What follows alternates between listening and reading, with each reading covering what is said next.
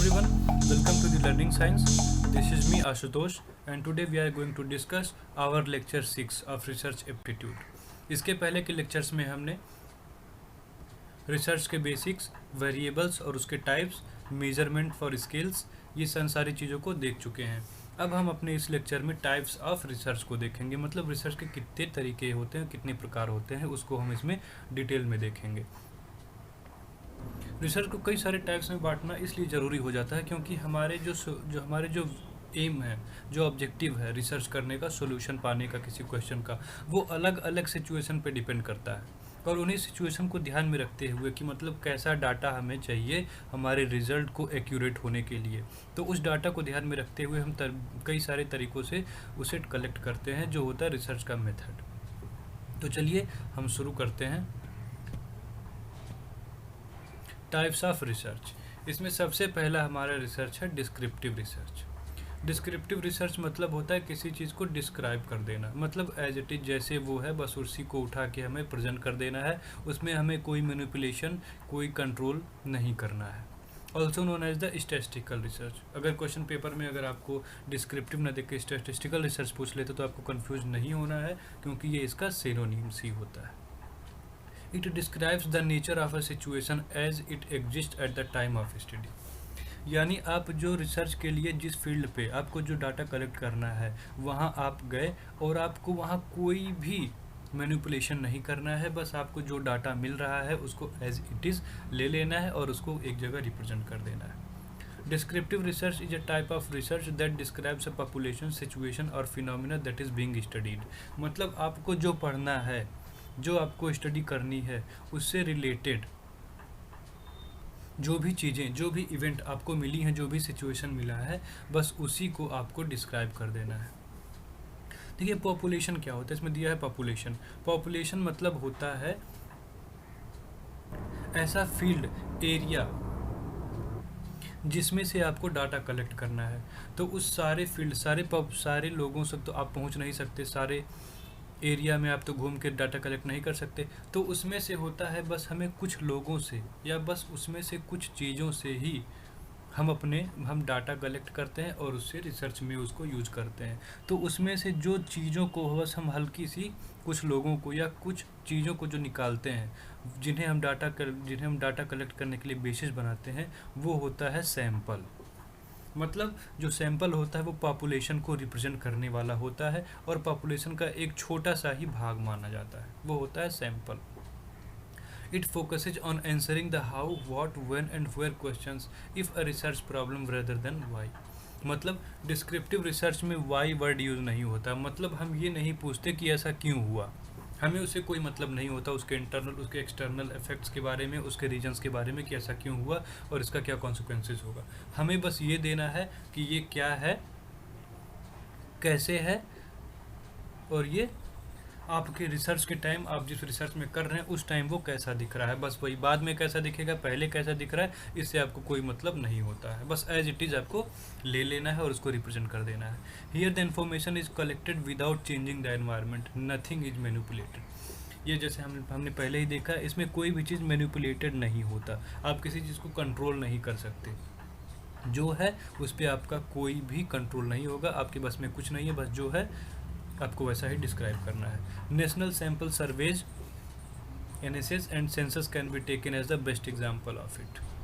जैसे मान लीजिए जब हमारे अभी सेंसस होता है, हर 10 साल पे एक बार सेंसस होता है, तो हमारे गवर्नमेंट के जो एम्प्लॉय आते हैं हमारे डाटा कलेक्ट करने के लिए, तो उसे हम जो बता देते हैं कि हमारे फैमिली में कितने लोग हैं, क्या करते हैं, कितना पढ़े लिखे हैं, वो उसे राइट डाउन कर लेते हैं और जाके वो अपने ऑफिस में उसे सबमिट कर देते हैं। वो हमसे कोई ऐसा क्वेश्चन नहीं पूछते कि आप इतना ही कम क्यों पढ़े, आपके फैमिली में इतने लोग हैं, इतने कम क्यों हैं या इतने ज़्यादा क्यों हैं, ऐसा कुछ भी वो नहीं पूछते। जब एज इट इज़ वो जो रिसर्च करने आए हैं, जो उनको मिल रहा है, वो ले जाके अपने ऑफिस में दे देंगे, किसी को प्रेजेंट कर देंगे। ये होता है डिस्क्रिप्टिव रिसर्च, इसमें कोई मैनिपुलेशन नहीं होता है। तो आई होप आपको ये क्लियर हो गया होगा कि डिस्क्रिप्टिव रिसर्च क्या होता है। नेक्स्ट है हमारा exploratory research. Exploratory research is defined as a research used to investigate a problem which is not clearly defined. Exploratory research वो होता है जिसमें हम प्रॉब्लम को सॉल्व करने के लिए नहीं, यानी प्रॉब्लम पे फोकस ना करने के बजाय इसके एक्सप्लोरेटरी रिसर्च वो होता है जिसमें हम इसके सॉल्यूशन पे फोकस नहीं करते। सॉल्यूशन कैसे पाएंगे, इस पे ज़्यादा इन्वेस्टिगेशन ना करके हमें प्रॉब्लम को समझना होता है कि मतलब ऐसा हुआ क्यों, इसके बारे में हम ज़्यादा डीप घुस के इन्वेस्टिगेट करते हैं, प्रॉब्लम पे ज़्यादा ध्यान देते हैं। It is conducted to have a better understanding of the existing problem but will not provide a conclusive result. ये भी यही बात कह रहा है कि हमें एक्सप्लोरेटरी रिसर्च का हम प्रयोग तब करते हैं जब हमें प्रॉब्लम को और अच्छी तरीके से अंडरस्टैंड करना हो, समझना हो। एक्सप्लोरेटरी रिसर्च करने के बाद ये गारंटी नहीं है कि हमें सोल्यूशन मिल जाएगा, इसका रिजल्ट हम प्रॉब्लम को सॉल्व करने के तरीके के रूप में देख पाएंगे, ऐसा नहीं है। इसका यही मतलब है कि हम प्रॉब्लम को और अधिक अच्छे से जानें कि इसका रीज़न क्या रहा होगा। एक्सप्लोरेटरी ये होता है एक्सप्लोर करना, ये एक्सप्लोर वर्ड से ही बना है कि और घुसकर अंदर किसी के डीप एनालिसिस इन्वेस्टिगेट करना। There is usually no prior relevant information available from the past researcher. Exploratory research में एक चीज़ ये भी है कि इससे पहले आपको इससे रिलेटेड कहीं डाटा नहीं मिलते, यानी इस जो रिलेवेंट इन्फॉर्मेशन है ये आपको नहीं मिलता, आपको बस उसी फील्ड पे जाके आपको इससे रिलेटेड डाटा गैदर करना होता है, कलेक्ट करना होता है। The researcher will spend a lot of time studying material is in detail. इसीलिए जब आपको पहले से डाटा नहीं मिलता तो जो रिसर्चर होता है उसे इस पे स्टडी करने पे, मटेरियल को कलेक्ट करने में, जो इसे डिटेल में देखने में ज़्यादा टाइम लगाना पड़ता है, ज़्यादा एफर्ट्स लगाने होते हैं। Unstructured interviews are the most popular primary data collection method with exploratory studies. Unstructured interview इसमें वर्ड दिया गया है। अनस्ट्रक्चर्ड इंटरव्यू मतलब अगर आप जानते होंगे तो अच्छी बात है, अगर नहीं जानते तो ये जानना चाहिए कि इंटरव्यू दो तरीके के होते हैं। एक होता है अनस्ट्रक्चर्ड इंटरव्यू, एक होता है स्ट्रक्चर्ड इंटरव्यू। ये दोनों एकदम कंट्रेरी फीचर्स रखे होते हैं। अनस्ट्रक्चर्ड पहले हम जान लेते हैं स्ट्रक्चर्ड इंटरव्यू। स्ट्रक्चर्ड इंटरव्यू होता है जिसमें पहले ही सारी चीज़ें प्लान की हुई रहती हैं कि मतलब कौन से किससे हमें इंटरव्यू करना है और उससे कौन कौन से क्वेश्चंस पूछने हैं, जो क्वेश्चंस पूछने हैं वो हमें किस सीक्वेंस में पूछने हैं, और जो क्वेश्चन पूछने उनका तरीका क्या होगा, ऑब्जेक्टिव होगा, सब्जेक्टिव होगा, ऐसे टाइप होगा, ओरल होगा। ये सारी चीज़ें हमें पहले से ही मालूम होती हैं, एकदम स्ट्रक्चर्ड रहता है, प्लान्ड रहता है। ठीक इसके अपोजिट होता है अनस्ट्रक्चर्ड इंटरव्यू, जिसके बारे में हमें पहले कुछ भी मालूम नहीं होता कि हमारा ऑडियंस क्या है, किससे हमें इंटरव्यू लेना है, हमें जो इंटरव्यू लेना है उसमें क्या क्वेश्चंस पूछे जाएंगे, कौन कौन से क्वेश्चंस पूछे जाएंगे, और उनका मेथड क्या होगा इंटरव्यू लेने का, क्वेश्चन पूछने का, ओरल होगा या रिटन होगा, ऐसे टाइप होगा, क्या होगा, हमें कुछ भी मालूम नहीं होता। ये होता है unstructured interview. Unstructured interviews are the most popular primary data collection method which exploratory studies. मतलब एक्सप्लोरेटरी स्टडीज़ करने में जो हम प्राइमरी डाटा कलेक्ट करते हैं उनमें सबसे अच्छा इसका सोर्स होता है अनस्ट्रक्चर्ड इंटरव्यू। यानी हम ऐसे मौके पे फील्ड पे पहुंच गए और वहाँ जो भी लोग मिले उनसे क्वेश्चन पूछने लगे, तो वो एक अनबायस्ड आंसर देंगे, अनबायस्ड रिस्पांस देंगे, जो हमारे रिसर्च को एकदम एक्यूरेट बनाएंगे। पहले से उन्हें कुछ भी पता नहीं होगा कि हमें किस तरीके से इसका सपोर्ट करना है, इसका विरोध करना है, उन्हें कुछ मालूम ही नहीं होगा। फिर जो हमें उससे रिस्पांस मिलता है, जो हमें डाटा मिलता है, वो कलेक्ट करके हम अपने रिसर्च को और ज़्यादा एक्यूरेट बना सकते हैं।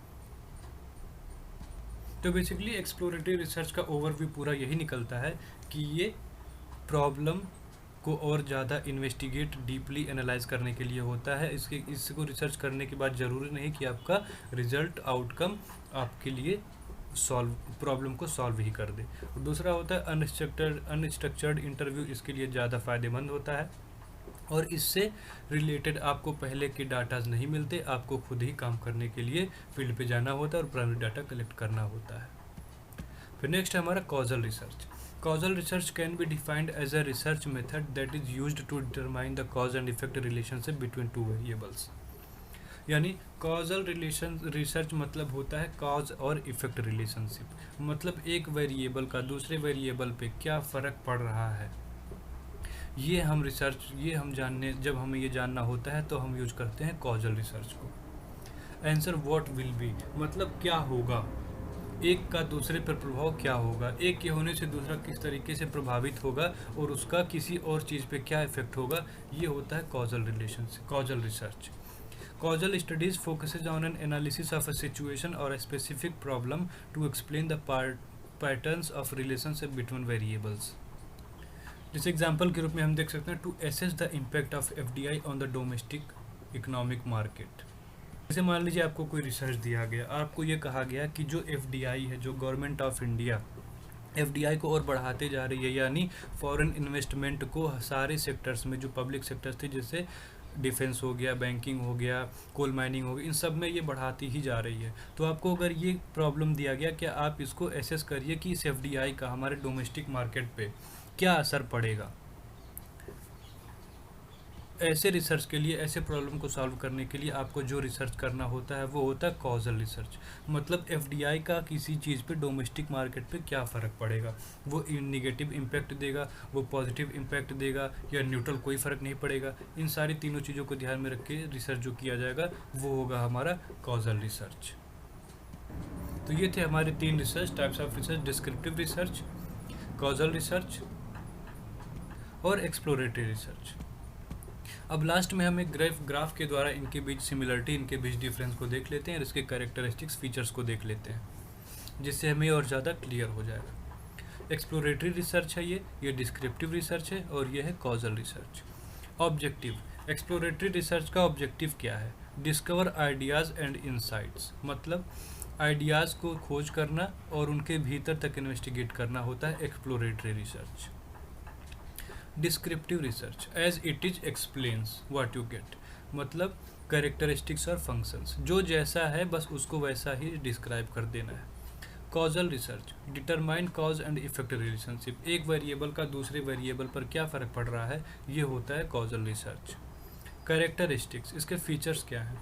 एक्सप्लोरेटरी फ्लेक्सिबल होता है, मतलब ऐसा नहीं कि रिजिड है, एक जो बोल दिया वैसा हो गया, नहीं, वो हर time to time flexible change हो सकता है। Versatile: often the front end of total research design, marked by prior formulation of specific hypothesis, pre planned and structured design. Descriptive जो रिसर्च होता है वो प्री प्लान्ड रहता है, और इसका डिज़ाइन जो होता है स्ट्रक्चर्ड रहता है, मतलब पहले से सब कुछ आपको मालूम रहेगा रिसर्च करने वाले को और ऑडियंस को। Causal research: manipulation of one और more independent variable. Causal research में हम एक जो इंडिपेंडेंट वेरिएबल है उसे कंट्रोल कर सकते हैं अपने आउटकम जैसा हम पाना चाहते हैं उसके अकॉर्डिंग।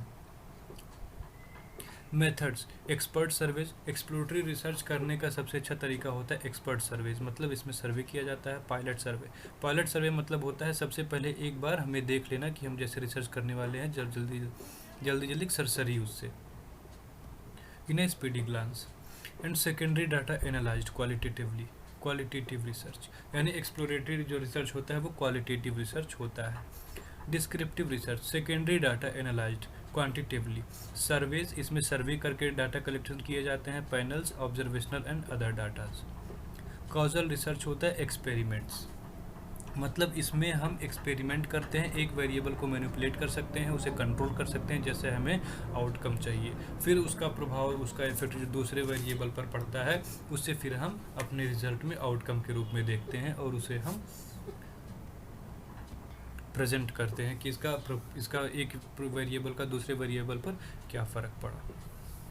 तो ये था आज का हमारा टाइप्स ऑफ रिसर्च, जिसमें हमने 3 रिसर्च को पढ़ा: एक्सप्लोरेटरी, डिस्क्रिप्टिव और कॉजल। इन तीनों को एक साथ पढ़ा जाता है, वो इसलिए क्योंकि इनके मीनिंग और कैरेक्टर्स एक दूसरे से ओवरलैप कर जाते हैं, इसीलिए हमें एक साथ पढ़ते हैं, और इसीलिए इसको एक ग्राफ में बना के हम लोग देख लिए। आप इसका चाहें तो आप स्क्रीनशॉट ले सकते हैं, या इसको बारी बारी कई बार देख के अगर आप समझ सकते हैं, अगर आपको एक बार में समझ नहीं आया है। इसको एक बार समझ लेना इसलिए ज़रूरी होता है जिससे आपको फिर कन्फ्यूज़न नहीं होगी, क्योंकि ये एक ही तरीके के रिसर्च माने जाते हैं, इसमें अक्सर लोग कंफ्यूज हो जाते हैं। इसलिए इस लेक्चर में हमने बस इस 3 रिसर्च को पढ़ा है, और अगले के लेक्चर्स में हम बाकी जो रिसर्च हैं उसको ख़त्म करने की कोशिश करेंगे। आप बस इसकी याद रखने के लिए कीवर्ड्स को भी ध्यान में रख सकते हैं, जिससे आपको कभी नहीं भूलेगा। एक्सप्लोरेटरी मतलब होता है एक्सप्लोर करना, एक्सप्लोर मतलब एक के बाद एक इन्वेस्टिगेट, भीतर भीतर उसके कहीं जाते रहना, उसके एक्सप्लोर करना, एकदम एक्सप्लोरेटरी वर्ड बना है एक्सप्लोर वर्ड से।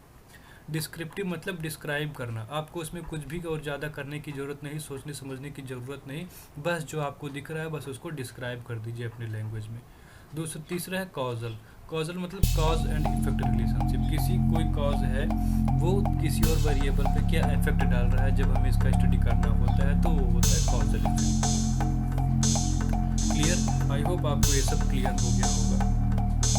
बाकी के टाइप्स ऑफ रिसर्च हम अपने अगले लेक्चर्स में देखेंगे।